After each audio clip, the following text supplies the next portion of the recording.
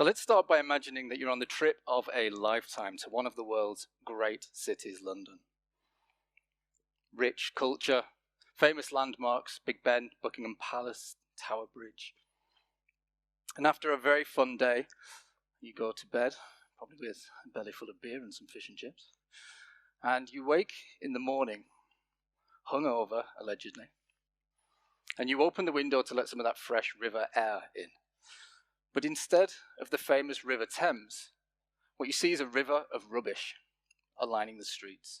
And the smell is definitely not the fresh river air, but the unmistakable smell of rotting waste. And that's the point that as a 19-year-old student, not Dickensian era in the 19th century, but the turn of the millennium,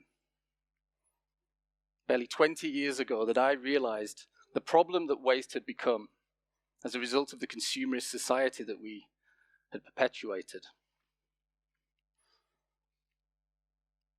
Now, this was a time where emerging minds were thinking about the damaging impacts of waste, but certainly well in advance of things like understanding the truly devastating impacts of things like ocean waste or single-use plastics.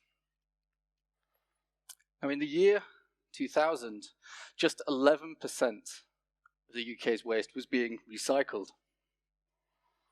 If this was a pantomime, you could boo at this point. And so, as any self-respecting 19-year-old who knows absolutely everything about the world with absolutely no fear of failure, I decided I was going to fix it.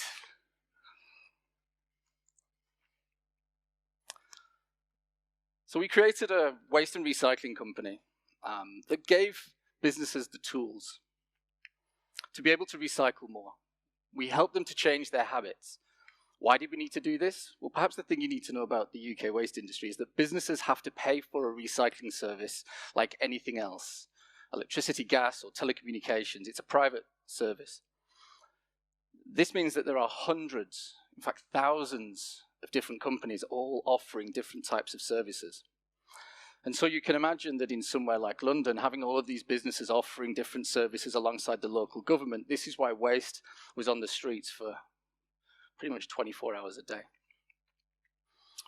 Change in the early days, well, it was easy.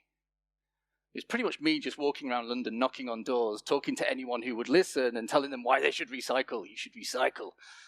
And luckily, most people, a lot of people, already agreed with me.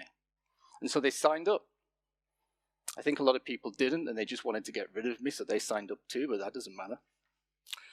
And the company grew really quite quickly. And we started to think about the impact that we were having.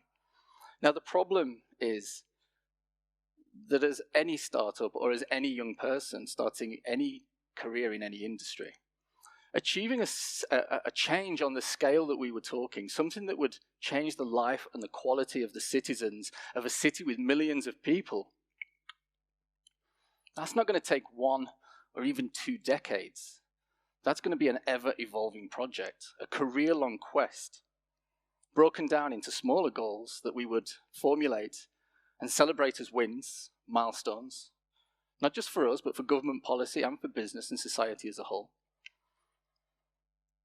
But the company grew nonetheless, and so did the change and the size of the projects that we wanted to create. So what did we do? Like any good startup, we added features. The more features, the bigger the change, the quicker it happens, right? I promise there's a point that I do start to understand what I'm doing. So we added technology, we added a strategy, we helped our clients think about how to make better choices, how to be more sustainable. We created technology platforms, partly because everybody else did, but partly because we thought it would help us. And we bookended all of that with a theme that you've heard many times, and that is realizing that change is really about behavior. And so we started to create education and awareness campaigns for our clients. By this point, we're working with big companies, no longer with just the small, medium companies, but businesses that had thousands of employees and hundreds of locations all across the UK. And we needed to find a way to standardize these services to drive these recycling levels from almost zero to zero waste to landfill. Because that's where most of this waste was going, to a hole in the ground. generating millions of tons of carbon emissions and destroying the planet. We ended with analytics platforms that would allow us to give feedback to our clients and drive things even further. There's still a problem with the change that we were attempting to make, though. And that is that the change that we were making was at best in isolation, and at worst it was temporary. At the end of the projects that we worked on, it wasn't uncommon to see our clients slip back into old habits. All the gains, all the positive gains we made to recycling would be wasted. Pun totally intended. So we had to step up our game even more. And at this point, I started to think about to what extent change is natural versus nurtured. What I really wanted was to create a template for how change really is. And I wanted to codify that into a replicable set of actions that would allow me, in the changes I was helping my clients make, be applied on a national, an international, or even a global stage. Most of all, I wanted the changes that we were driving to persist beyond our involvement and become part of the fundamental fabric of our clients' businesses. But I had no idea how to do that. But it was around this time I visited the Royal Society of Arts in London and attended a lecture on corporate social responsibility that was chaired by the then Chief Executive Matthew Taylor and had the sustainability experts John Elkington and Mark Kramer. Mark Kramer put forward his idea of what he calls shared values. Now, this was a system that he created with Harvard professor Michael Porter. And the basic tenets of shared value system is that it's a natural successor to capitalism. If you will, a kind of conscious capitalism that didn't just think about profit as the end goal. Instead, it took into account people and planet. I love this. I thought it was amazing. It gave me an entirely new perspective on how to use the innovation and the drive of a business, but to do so without having to sacrifice other equally important values. And if you want to do this, I've got 3 main tips of how you can get there yourself. You can redefine the products and services that you offer by asking a super simple question. Is this product good for my customers or for my customers' customers? The next thing you can do is redefine what value is in the supply chain. We started to think about who the campaigns and the projects that we operated would affect when we were driving recycling through an organization and trying to get them to think and to change what was decade-old processes, systems, and habits. How did we do that? How did we think about who we would come into contact with? And we ran through that from energy, logistics, supply chain partners, thinking about how, if we applied this shared value system, about how we could improve the quality of the people, the planet, as well as the profit. How could we do that? The final stage is that we started to engage local clusters. We widened the scope even further, taking into account anyone who might come into contact, local schools, universities, trade associations, any of our campaigns, who might they affect? Now, the codified structure that I was looking for was given to me by Matthew Taylor in what he calls his 3 powers theory. Matthew describes that to achieve real change in society, you have to foster a deep collaboration across all the different impacted groups. And when you do that, that's when you gain real momentum. So what did this look like for my company? Well, the organization is where I was used to working. I'd get a deal to drive a recycling program through a big client, and of course, change and success must surely follow, right? Of course not. We didn't take into account any other groups, but we also made a mistake understanding the organization, because organizations are complex networks of divisions, beliefs, and values. And so often, we considered our role to be a silo of change in the organization. And one of the moments of clarity we got is that change needs to be across organizations, touching each individual department that you come into contact with. So we started to reframe projects, campaigns, and think about its impact not as a standard, but as how it would impact each individual part of the organization. We then considered the role of the individual. Individuals make up these organizations that we work for, and each individual, like all of you in here, have got your own beliefs and values. And so even though we had the support of most people in the things that we were trying to achieve, often they weren't able to shoehorn them into their own narrowly defined corporate objectives, or they didn't have the budgets.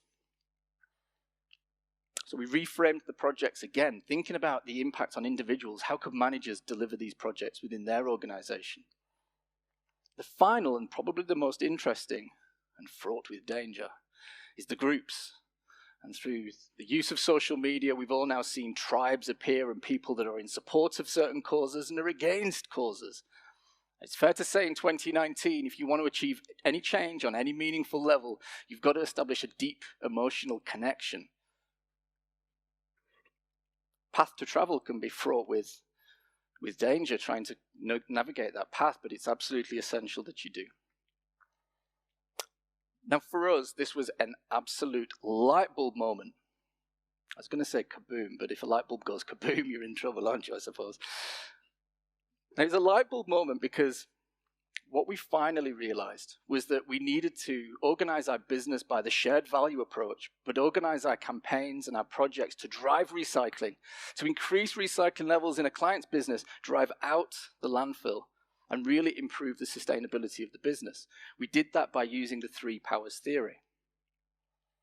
And instead of viewing change through a single lens, or a lens that we would swap out for another, we started viewing change as a prism, so that every decision that we took in our business had to meet with a positive impact to everyone it affected. Now, we saw incredible changes, not just in our own business, but in our clients' businesses. And the campaigns that we were managing went from being localized campaigns as an internal departmental thing to pan-European campaigns that involved clients' marketing teams, their manufacturing teams. We started redesigning products. And some of the things that our clients have achieved has been nothing short of incredible. A retail client went from having waste management as a few bins at the back of their store to actually bringing recycling bins inside the store so that clients could bring back clothing. What is incredible is not just that, but they actually linked this to their loyalty card scheme. And so now customers would get paid for bringing back recycling. The individual, the organization, and the group all working as one. Another client, they wanted to install food waste recycling, and we said, sure, we can do that. And we put composting units on site for all the canteens and the kitchens. It's a large site. They had about 4,000 employees. Now, they didn't just stop there, but they wanted to use the compost in an allotment. So we engaged the local school, and it's actually school children that look after this allotment, planting herbs and vegetables and fruits that get used back in the canteens. The children learn about the natural environment, and we have an early example of what we all know to now be the circular economy. So our journey is ongoing. The UK has gone from 11% when I started 19 years ago. It's now at about 46%. Good improvements, but still a fair way to go. You're so polite. You're all sitting there going, "Oh, it's not bad." Yeah. There's a huge way to go. Now, that's the government. We're talking about the waste that the UK produces as a whole. Our clients have been achieving zero waste to landfill for some years now because we're a business and we're able to drive that a lot further. But we're anchoring ourselves to what we're achieving as a society because we are all on the same path. The UK have just announced a new waste strategy for the next 20 years. I am going to be busy, let me tell you. So we're aiming to, as a country, we're aiming to be at 65% recycling by 2035. We're aiming to get 75% of packaging recycled, but honestly, that's not the most interesting, exciting things because there is a raft of new measures being brought in, all based on circular economy. We've got things to tackle food waste, things to tackle single-use plastics. It's very, very cool stuff. I told you it was rock and roll. You didn't believe me. Now you're starting to get on board with this. I like it. We're starting to look at the reuse of materials. We're working with clients, and the industry at large is working with companies to take waste and make new products. Biopolymers are being used, things that will biodegrade. In fact, there's only so much we can do at the recycling end of it. We need to stop producing it in the first place. We need to change the materials that are being used. So instead of people putting the pressure on us to find new ways to recycle it, you can just tell us that we're not needed anymore because it's no longer waste. That would be pretty cool. So there are 3 lessons that I've learned about change over the last 20 years of my career as a waste industry professional. The first is that you have to understand the timings of change. It's perfectly good to have a goal that will change the world. It seems to be the trendy thing now of everyone has these big goals, but you know what's really important is to understand that if you're talking about an existing industry that has years of habits, systems, processes, and ecosystems, it will take a long time to change. And what you must do is break that down into manageable, shorter cycles. Personally, we target 6 months, 1 year, and 5 year. And at each one, we're looking at where we want to be as a business, where we think our industry will be, and where we think society will be in its expectations of what we should deliver. The second is that you must balance innovation with efficiency. I call this coloring outside of the lines. In days gone by, we've tried to come up with ideas and pushed too hard. It's not hard to come up with a great idea, but the reality is if there isn't the ecosystem to support it, or the government legislation to support it, you'll struggle. And you'll demotivate you and your team, and you won't get that change that you're looking for. So you must always be pushing for innovation, otherwise change doesn't happen. We know that. But push too hard, and it can cause an equal but devastating effect. The final element is that you must believe in your role within the change. When we first entered into this industry, it was a little bit of youthful arrogance and blind faith that did it. But the reality is, one media organization called us hipster garbage men. And, at the time we thought that was pretty dubious. And as time's gone on, I'm still pretty unsure about it. But actually today, there are dozens of incredibly cool companies that are doing all kinds of amazing things. But we don't see these as threats. We see this as more people joining us on this journey. More people to collaborate with, more people to test our ideas on, more people that I can stand in front of other people and talk about the great work that's being done.